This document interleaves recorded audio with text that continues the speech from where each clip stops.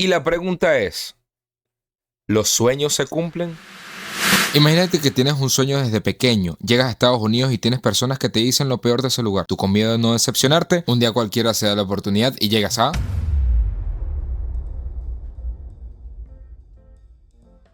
Llegamos al icónico John F. Kennedy Airport. Es el aeropuerto más grande de Nueva York y uno de los más importantes del mundo. Fue inaugurado oficialmente el 1 de julio del año 1948. Se llamaba el aeropuerto Idlewild, ubicado en Queens. Fue creado para atender a la cantidad de tráfico aéreo después de la Segunda Guerra Mundial, ya que el aeropuerto La Guardia no podía manejar el flujo de personas por la gran demanda. Este fue renombrado en diciembre del año 1963 en honor al presidente John F. Kennedy, quien fue ese mismo año. Al año, este aeropuerto recibe más de 62 millones de personas. Es una cosa increíble, muchachos, porque saben que yo llegamos al aeropuerto, ¿no? Llegamos al Gate 7, me pareció impresionante lo gigante que es ese aeropuerto y cómo se distribuye, ¿no? Porque llegas a un gate, entonces tienes que usar un metro para salir del aeropuerto.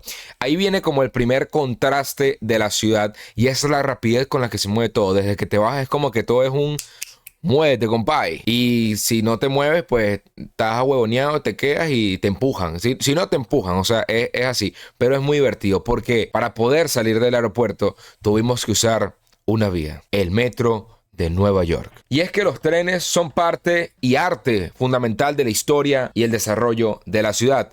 El sistema ferroviario de la ciudad comenzó en el siglo XIX con la creación de líneas de ferrocarril suburbanas y luego la construcción del metro. El primer tren público fue inaugurado en 1831, cuando la ciudad empezó a expandirse rápido. Sin embargo, el cambio empezó cuando se abrió el sistema de metros de Nueva York en el año 1904. Fue uno de los primeros y de los más grandes del mundo. El sistema de metro fue para descongestionar y poder conectar los 5 boroughs: Manhattan, Brooklyn, el Bronx, Queens y Staten Island, teniendo hasta 472 estaciones y más de 380 kilómetros en vías ferroviarias. Y diariamente se estima que alrededor de 5 millones de personas utilizan el metro, de los cuales esos 5 millones estaba yo con mi familia, intentando llegar a Brooklyn. Brooklyn fue originalmente una ciudad independiente, fundada por los colonos holandeses en el siglo XVII, y se consolidó como uno de los centros industriales y culturales más importantes de Estados Unidos. En 1898 se unió oficialmente a la ciudad de Nueva York como uno de sus 5 boroughs. Hay una mezcla de cultura, de barrios, de historia, muchachos, pero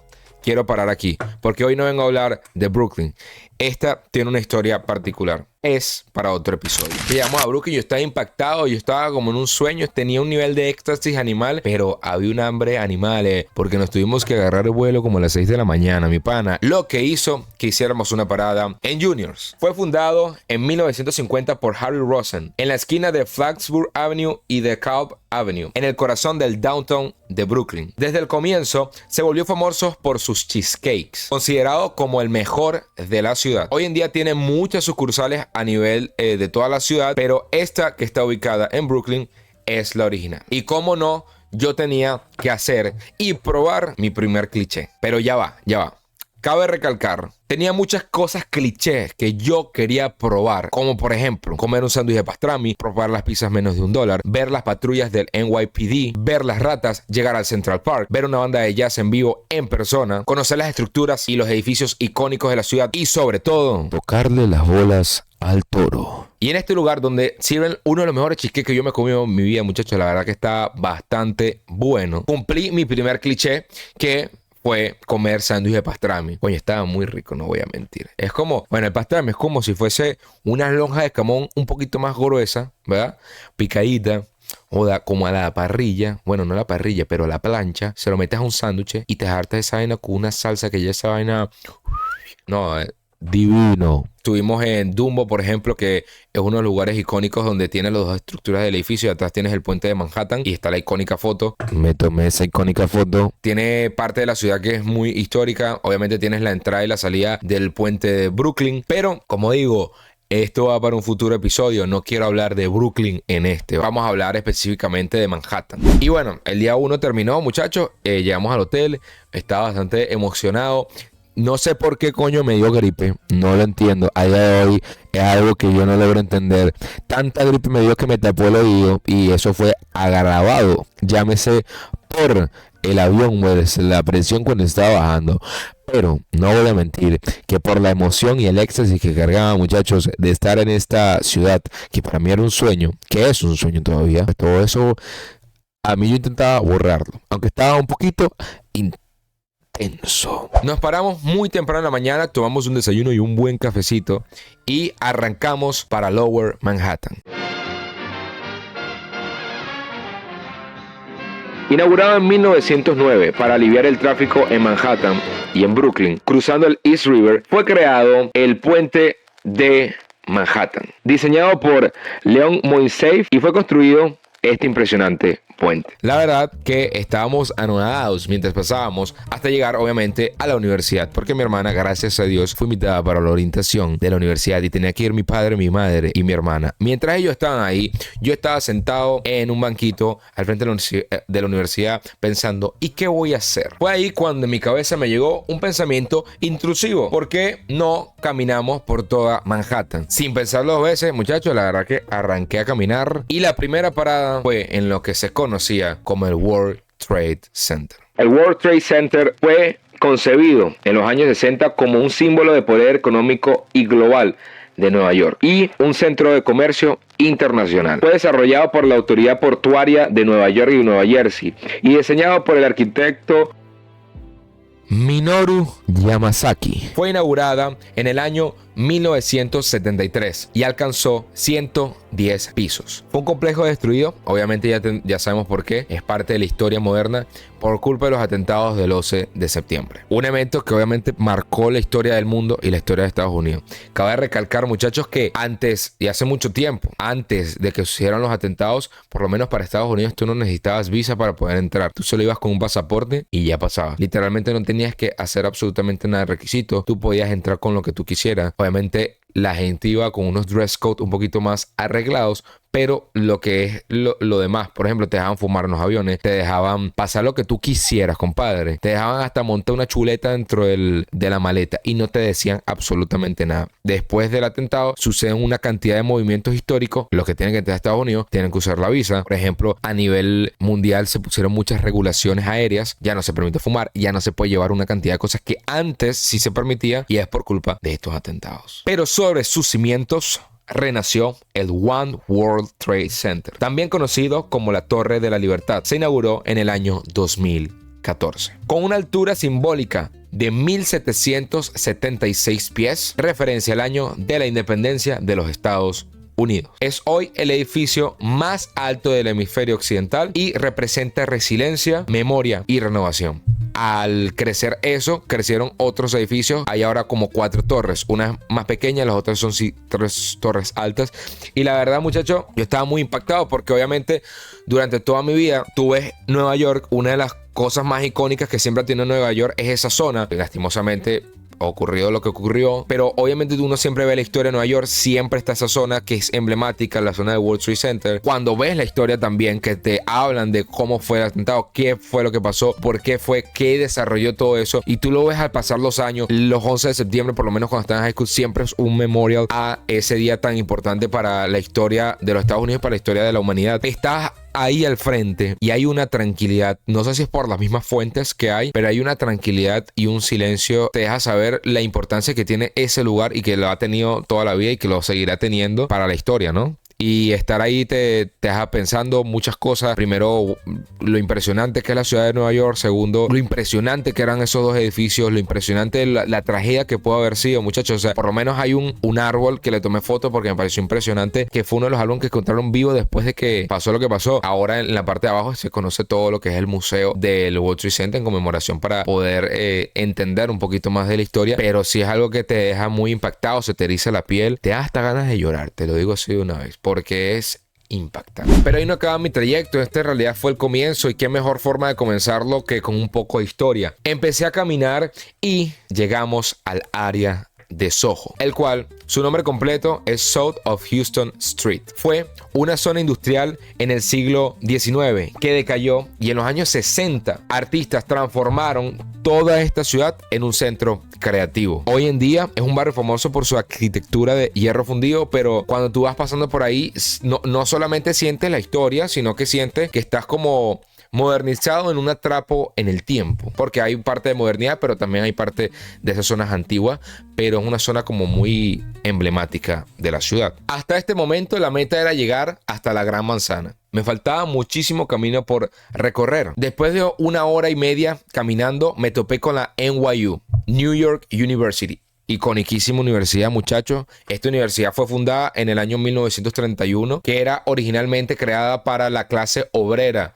de este país, y rápidamente se convirtió en una de las universidades más prestigiosas de los Estados Unidos. Su campus está ahí ubicado en el Greenwich Village, y esto está justo al lado del icónico Washington State Park, que era originalmente un campo de entierro en el siglo XVIII. Luego se convirtió en un campo de desfiles militares, y más tarde en el corazón cultural de The Village, famoso por su arco, obviamente, y un punto de reunión de artistas, músicos y manifestaciones. Muchachos, es bien interesante esa zona porque obviamente sales de Soho, estás como ahí llegando a la zona del NYU, tienes el parque de Washington Square Park y está el arco importantísimo. Es real, o sea, cuando tú llegas al sitio hay gente tocando música, hay gente pintando. Por lo menos me sorprendió mucho, bueno, no me sorprendió, pero me sentí muy, como que me dio una nostalgia, porque estaba así entrando al parque y había unos señores jugando ajedrez así en el parque. Me acordé, por lo menos en Valencia hay unos parques donde se llevan en las tardes los señores mayores pues a jugar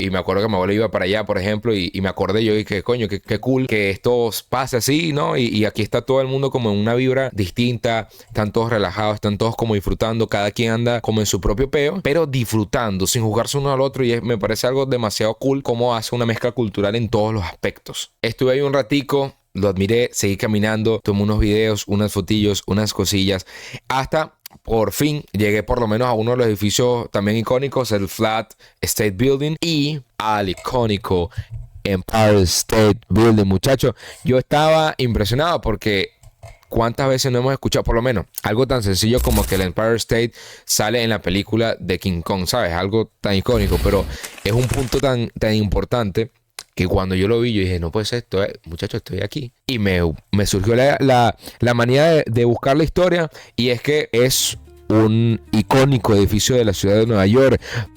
Junta Ingeniería Moderna. Fue inaugurado en el año 1931 durante la Great Depression, y con 102 pisos fue el edificio más alto del mundo por muchísimos años. Mira, y hasta ese momento yo sentía, como dije al principio, la ciudad te atrapa, su energía te llena, o sea, su energía te llena y te impulsa para que tú estés metido en esa energía.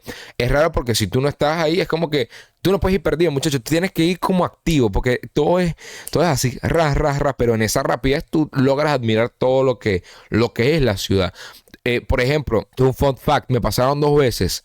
Voy a contar el otro más adelante. Yo veía gente que iba detrás de mí, me pasaba, iba caminando, y yo iba caminando con una velocidad para nada lenta, y era gente un poco más mayor que yo, y yo intentaba llevarle el ritmo, no podía. Obviamente no estoy acostumbrado, pero ahí es cuando tú te das cuenta, coño, que la gente de Nueva York, por eso es que está sequita, ¿ves? Están todos así chupaditos, están todos como, joder, al peluche, porque echan unas caminatas brutales, que obviamente la ciudad te lleva a eso, pero cuando tú you realize that, está cool, y estaba cool como me sentí en ese momento. Estaba como, no sé, mira, yo no vi nada feo, hasta ese momento yo no había visto nada feo, quizás yo pasé por zona fea, no lo sé, la verdad que yo estaba impactado, porque obviamente es un sueño, como les digo, mi papá, que toda la habíamos escuchado ya, siempre habíamos visto los lugares icónicos, como por lo menos, ahorita vamos a hablar de eso, de Carnegie Hall, de Blue Notes, el Madison Square Garden, ¿sabes? Vas caminando por todos estos sitios, los ves durante toda la vida, artistas emblemáticos que siempre como su sueño es llegar a presentarse en esos sitios y estar en esos sitios de frente, como sabiendo la historia cultural que tiene detrás, y no solo eso, sino la historia que tiene la ciudad como tal, que tiene esos sitios emblemáticos. Es como que apoya más a la idea de como que, wow, qué cool este sentimiento, que no me había pasado anteriormente con otro viaje, por lo menos ni cuando yo estaba en Venezuela, porque quizás estábamos mucho más pequeños, y aquí cuando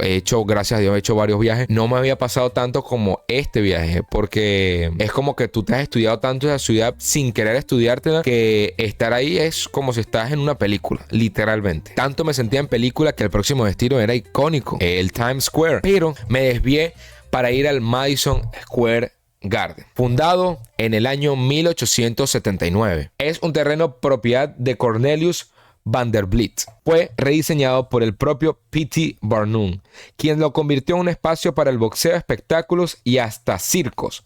Luego vino una segunda versión en el año 1890, diseñada por el renombrado arquitecto Stanford White, quien años después fue justamente en la azotea del edificio que él mismo diseñó. La tercera versión de Madison Square Garden se levantó en 1925, que esta vio desde peleas hasta Marilyn Monroe cantándole en su cumpleaños a John F. Kennedy. En el año 1968, el actual Madison Square Garden se abrió sus puertas sobre la demolición del Penn Station, algo que provocó una de las mayores controversias urbanas de la historia de la ciudad. Pero el Madison Square Garden sobrevivió y ha evolucionado tanto, convirtiéndose en un templo tan importante del deporte, de la música y grandes momentos culturales históricos. Prácticamente es un sitio que tiene mucha alma. Y hablando de alma, no se puede hablar de Nueva York sin mencionar el jazz y el blues.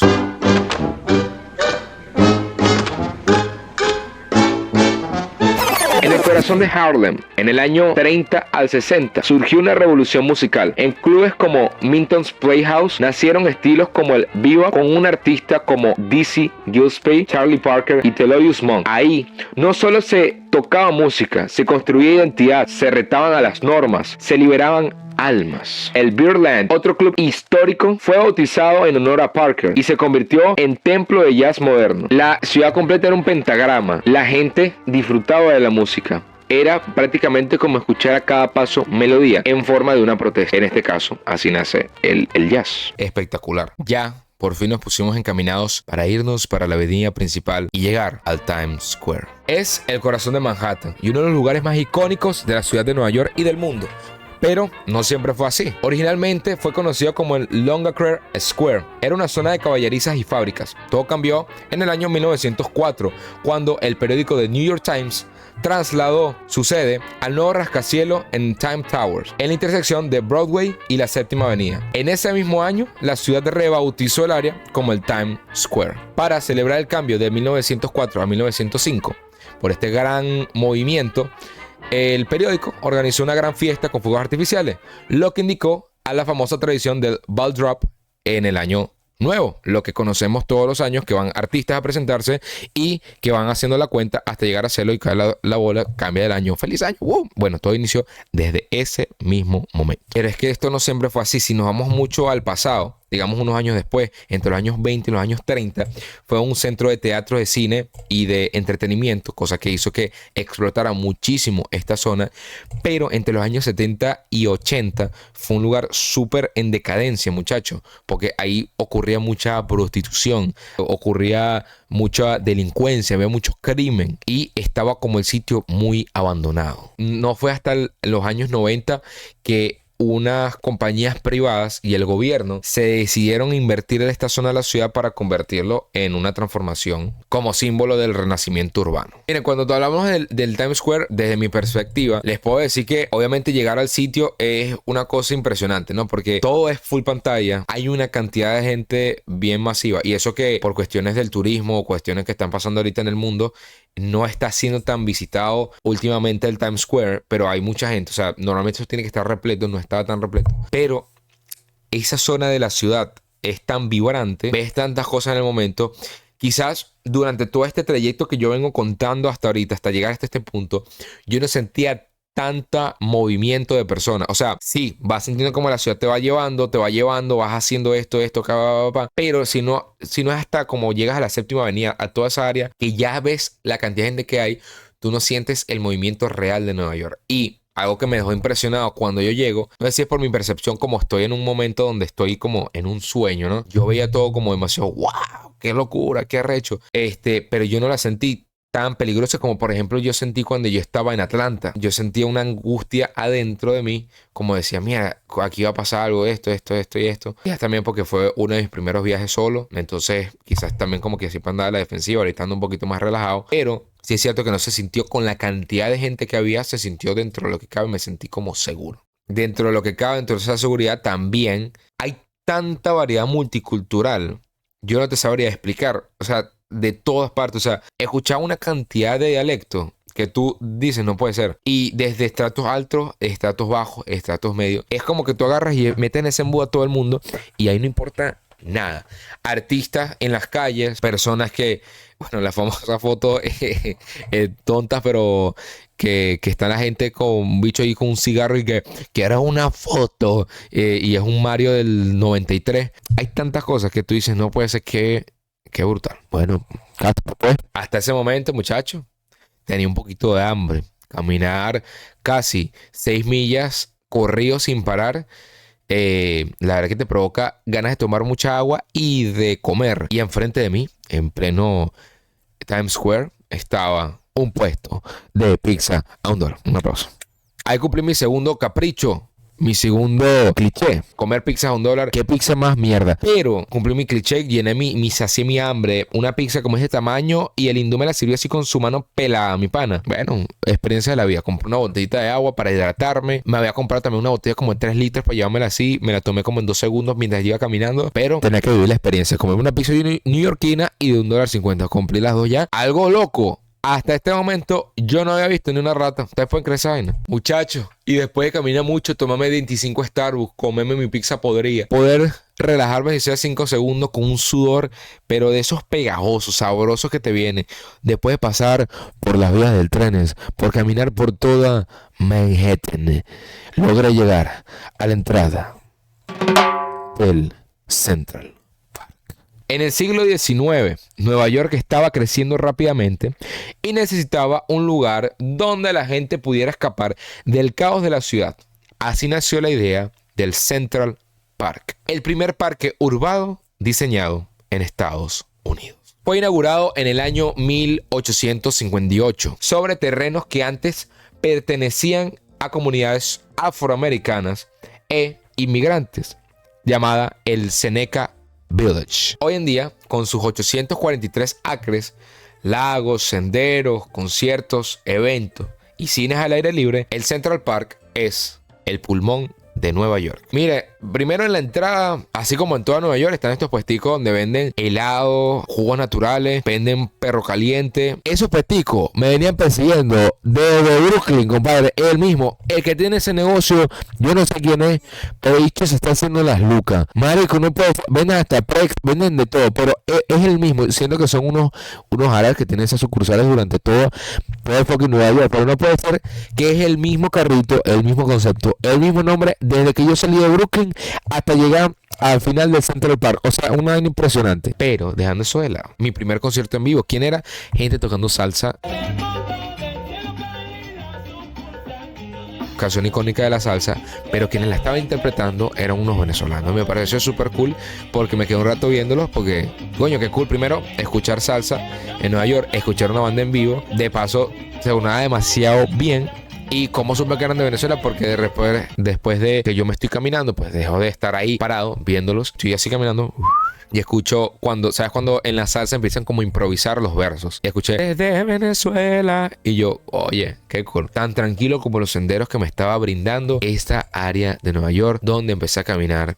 Y después de un ratico caminando por el Central Park, reflexionando de la vida, agradeciéndole a Dios, primero que nada, por tener la oportunidad de estar en ese momento, me senté en un barquito y se pusieron a tocar unos jazzistas, muchachos.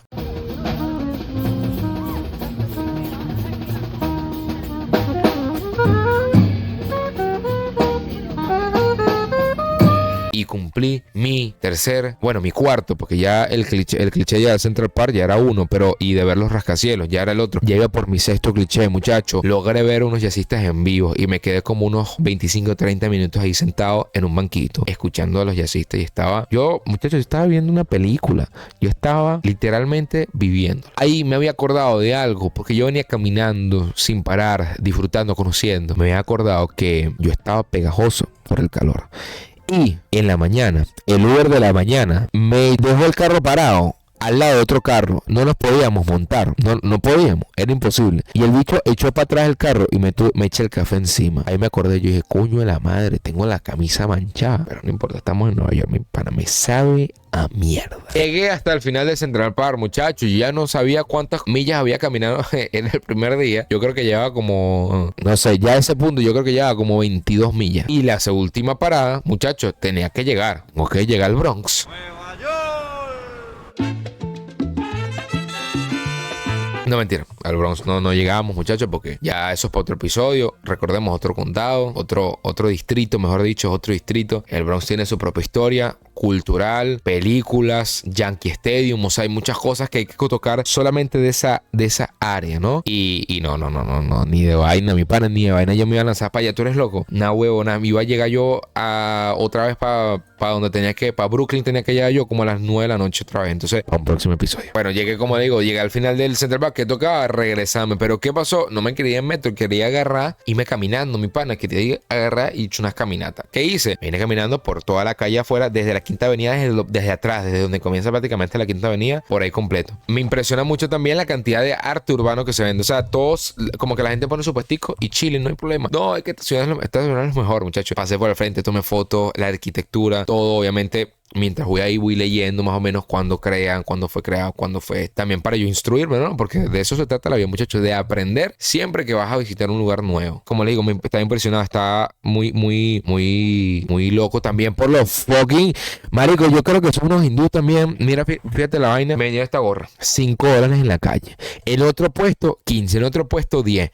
Marico, tiene el mismo puestico puesto en toda Nueva York. Desde Brooklyn, voy otra vez. Desde Brooklyn hasta el final casi de Manhattan, el mismo fucking puestico. Otra vez ahí mismo. Pasamos por sitios icónicos, también hoteles icónicos de la ciudad de Nueva York. Pasamos, por ejemplo, por el Four Seasons, el Waldorf Astoria, donde se quedan las personas más influyentes en Nueva York de toda la historia, donde se grabó miles de películas, por ejemplo, en The Plaza Hotel, donde se grabó Mi Pobre Angelito, por ejemplo, el Hotel Chelsea, donde ahí se quedaba y cantaba Bob Dylan, por ejemplo, ¿sabes? Sitios así que tú dices, mi pana, respeto, pues. Y después de una caminata larga, muchachos, ya yo tenía los bollos del pie, no escoñetado, pero disfrutando todo. Llegamos a la gran estación central, el Grand Central Terminal, que fue inaugurada el 2 de febrero del año 1913 en el corazón de Manhattan. Su creación fue impulsada por la necesidad de modernizar el transporte ferroviario, especialmente después de un trágico accidente en 1902 que motivó el cambio de trenes de vapor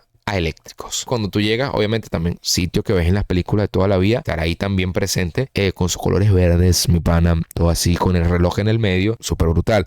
Un fun fact, ¿no? En el siglo XX enfrentó amenazas de demolición todo este sitio, pero fue protegido gracias a Jacqueline Kennedy, y hoy en día este sigue siendo uno de los sitios de transporte más importantes del mundo, y por ahí pasan en ese centro de conexiones alrededor de 750,000 personas diarias. Muchachos, yo estuve cuando no era la hora pico, pero cuando es la hora pico, nah, huevona, la cantidad de gente, no impresiona es la cantidad de gente, lo que impresiona es la cantidad de conexiones. Por lugar hay como 5 conexiones, es una cantidad importante, muchachos. Hasta este punto yo tenía que regresar antes de las 5 de la tarde para encontrarme con mis padres al frente de la universidad, y yo dije, coño, si yo agarro este metro, este me deja allá al frente. Efectivamente, agarré y esa línea te deja justamente al frente. ¿Qué pasa? Está como, por ejemplo, línea 2, 3, 4, 5 y 6. Te deja una más atrás, una más adelante y otra pasa hasta el propio puente de Manhattan, que de esto vamos a hablar un poquito más adelante. Logré llegar a Pace University, donde me iba a encontrar con mis padres. Algo que cabe la pena recalcar, muchachos. Hasta este punto también había cumplido otro cliché, y es ver las patrullas del NYPD, muchachos. Yo dije, otro cliché más para la bolsa, mi pana. Estaba ahí unos policías por allá, una vaina, unos humos saliendo de las alcantarillas, que me dio bastante asco, ¿no? Yo me aparté, pero había una chama que le pasó literalmente en medio del humo blanco así pelado, y yo como que, Son solamente 2 destinos para este primer día, aunque ustedes no piensen, muchachos, ya yo llevaba ahí 28 millas caminadas.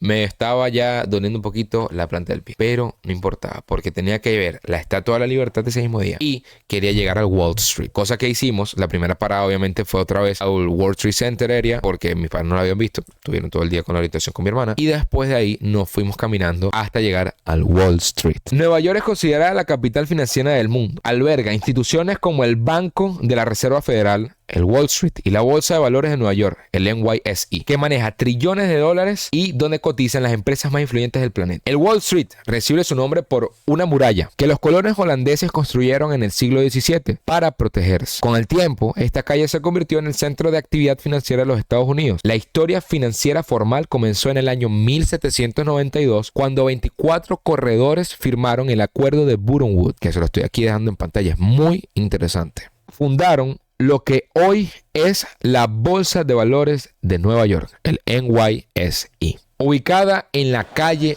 11 del Wall Street, es la bolsa más grande y poderosa del mundo, manejando transacciones que impactan directamente a la economía global. Es el termómetro del capitalismo moderno. En esta caminata, muchachos, ahí, los edificios NYSE, donde tú ves afuera literalmente una pantalla donde están pasando las acciones.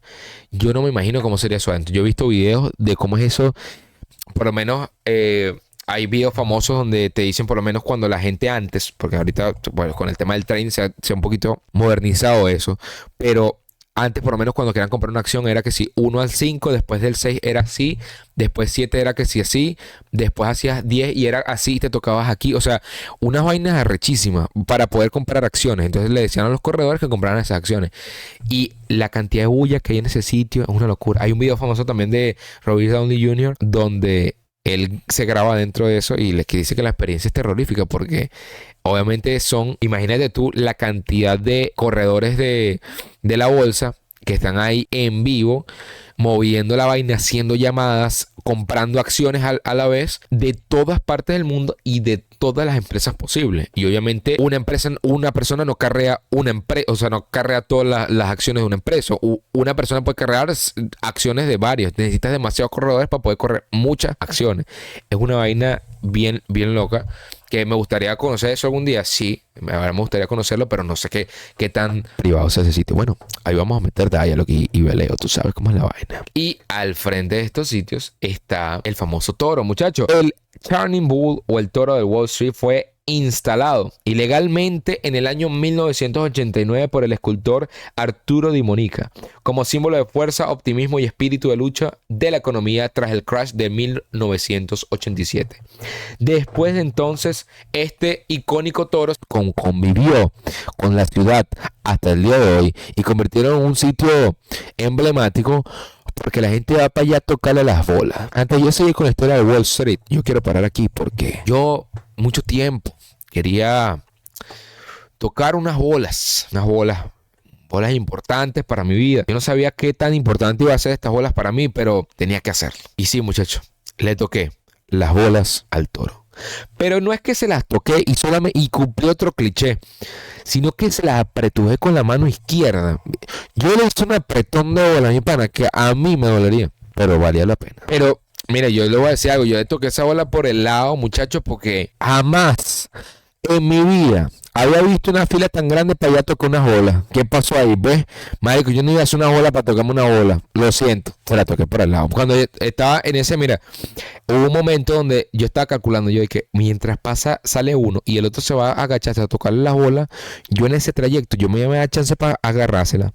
Y mientras estaba en ese trayecto, yo le apreté esa bola. Seguimos caminando, dijimos, vamos a llegar a la estatua, y llegamos a la Estatua de la Libertad, muchachos. Fue declarada como Monumento Nacional en el año 1924 y es símbolo de la libertad del mundo. Recordemos que esto fue un regalo de Francia a los Estados Unidos en el año 1886 como símbolo de amistad, libertad y democracia para conmemorar el centenario de la independencia de los Estados Unidos. Me pareció muy cool, pero no me pareció tan impresionante. Obviamente de frente debe ser otra cosa, ¿no? Pasar al frente. No sé si era por la hora, pero la verdad que Fue como, bueno, la estatua. y ya. Pero fue chévere, pues. Fue cool. Y luego había un último reto, muchachos, porque de aquí no nos salimos sin el último reto, muchachos. El último reto fue regresarnos al hotel caminando, pero obviamente teníamos que pasar por el icónico Brooklyn Bridge. Así que nos caminamos 1 milla y luego caminamos 2,5 millas por encima del puente. El puente de Brooklyn fue inaugurado el 24 de mayo del año 1883, convirtiéndose en el primer puente colgante de acero del mundo y una hazaña de ingeniería para aquellos tiempos. Su construcción unió por primera vez de forma permanente a los distritos Manhattan y a Brooklyn. El proyecto fue iniciado por el ingeniero John Augustus Roebling, pero tras un accidente fatal, su hijo Washington Roebling asumió el mando. Sin embargo, Washington se enfermó por trabajar dentro de los cajones de aire comprimido bajo el frío y terminó dirigiendo la obra desde su ventana, con la ayuda de su esposa Emily Roebling, quien se convirtió en una figura clave para completar este puente. Muchachos, es impresionante. Primero tienes la vista de todo lo que es Nueva York, Brooklyn. Tienes el puente. La gente pasa uno pasa por encima del puente. Por debajo está la carretera. Es un puente de acero fundido y creo que tiene hasta cobre, muchachos. O sea, de verdad es muy cool.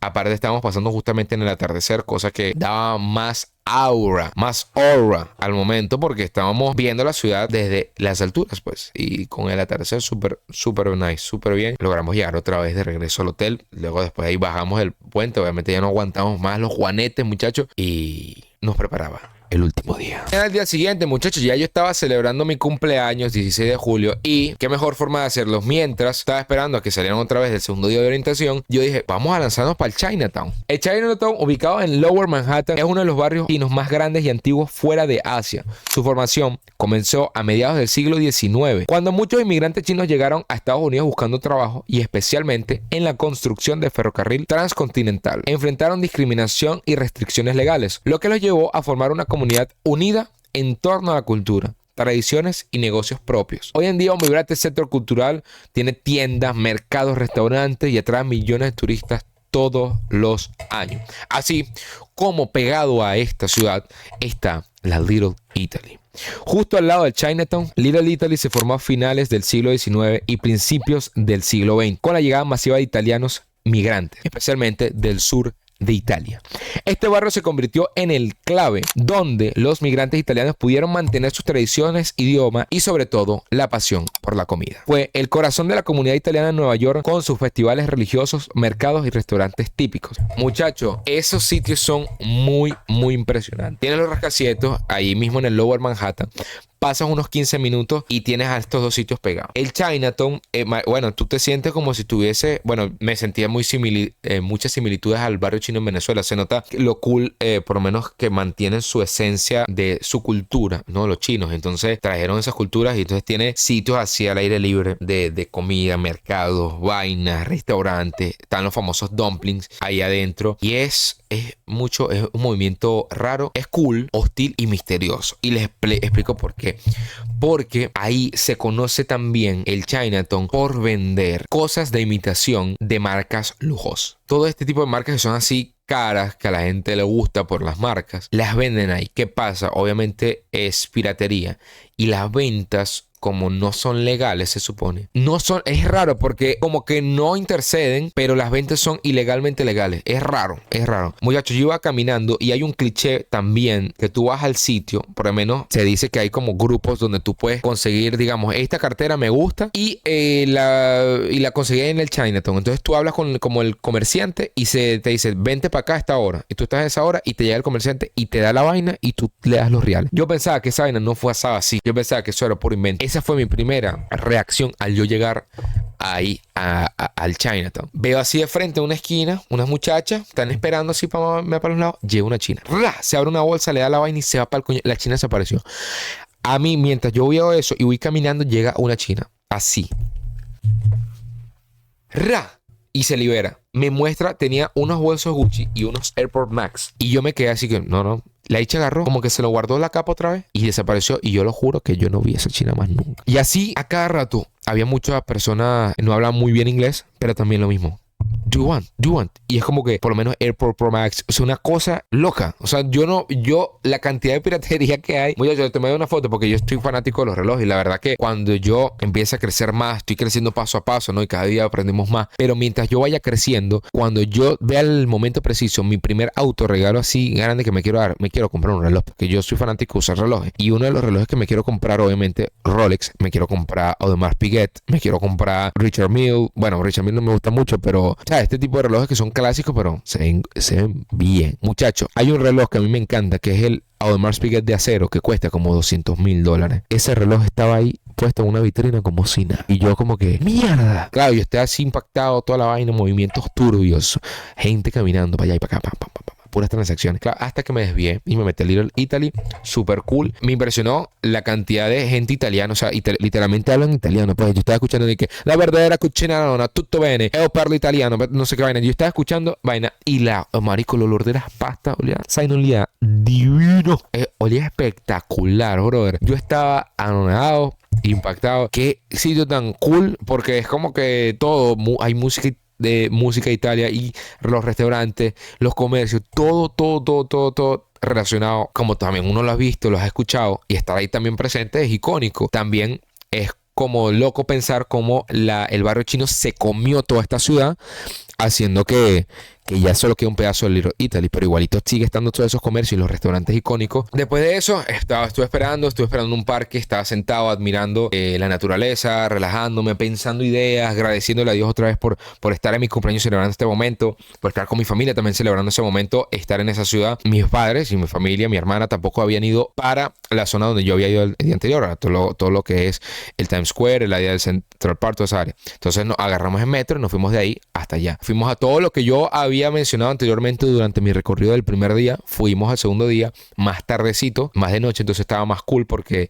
por lo menos el Times Square todo de noche es una brutalidad y me sorprendieron llevándome a comer ahí al frente del Times Square, cosa muy chévere. Estuvimos ahí en el teatro del Paramount, que es icónico, muchachos. Este abrió en el año 1926. Durante la década de los 20 y los 30, este teatro se abrió y fue un centro de entretenimiento popular. Se presentaban películas mudas, habían conciertos, shows de vaudeville con muchos artistas famosos y era un símbolo de glamour y de prosperidad en la zona dorada. A proyecciones de lo que iba a ser Hollywood hacia allá, pues lo teníamos aquí en el Paramount Theater en Nueva York. También vimos en ese momento el teatro de Broadway, muchachos. O sea, qué sitio tan espectacular, tan gigante, tan imponente. Sabemos la historia de Broadway, el lugar donde se presentan las mayores obras de teatro de la historia. Quien llega a Broadway es como que siempre la historia es, llegas a Broadway, logras y se presentan, por lo menos están los shows estos famosos, tal de Harry Potter, hay shows famosos, por ejemplo, como el de Hamilton, ¿sabes? Este es un lugar de centro de artistas espectacular. Y pasamos por ahí al frente, súper brutal. Después teníamos que regresarnos ya en la noche, muy tarde, bueno, como a las 9 de la noche, de regreso al hotel. Y yo dije, coño, ¿y por qué no nos arriesgamos y nos vamos en metro? Muchachos, nos montamos en el Times Square y una sola línea del tren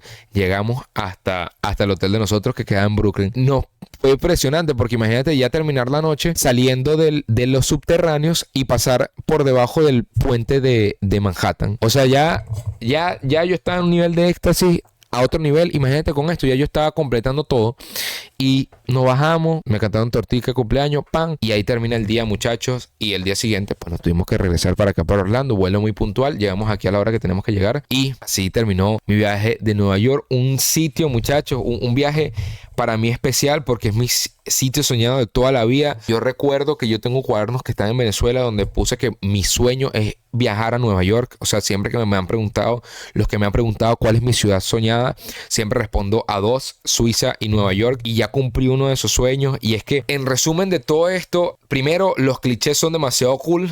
Segundo, no sé si era porque yo estaba tan enamorado de la ciudad que la vi demasiado perfecta. O sea, no perfecta, pero la vi súper bien. Obviamente tiene sus contrastes y como todas las ciudades, pero es demasiado buena ciudad. De estar ahí presente, ver todas esas cosas impresionantes que también tú ves en las películas y las estudias durante muchos años, verlas en persona es como que te da muchas más ganas de seguir recorriendo, de seguir conociendo. Sobre todo, esto es una ciudad para conocerla en muchos trayectos. Esta no es la primera y última vez que voy a ir. Yo voy a ir muchas veces para esta ciudad porque me dejó demasiada historia, me encantó y conecté demasiado con esa ciudad.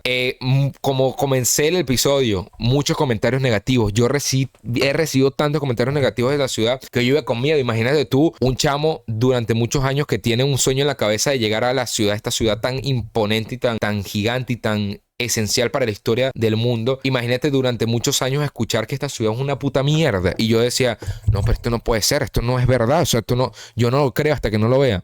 Y llegué al sitio y superó todas mis expectativas. Claro, yo iba con miedo, ¿no? Porque yo no quería decepcionarme. Y la verdad que no me decepcionó para nada. Espero que ustedes hayan conocido muchos sitios que puedan trasladarse así como yo me trasladé mientras yo estaba en ese sitio, así como yo me trasladaba con videos de otras personas y ahora los puedo vivir en carne propia. Espero que en cualquier momento, a cualquiera de los que esté viendo esto y que tengan la posibilidad de hacerlo, vayan y háganlo, porque es una ciudad espectacular y Nueva York es una ciudad que se va a quedar para mí por siempre y para siempre, y siempre voy a ir a esta ciudad porque Nueva York es un sueño y es un sueño cumplido.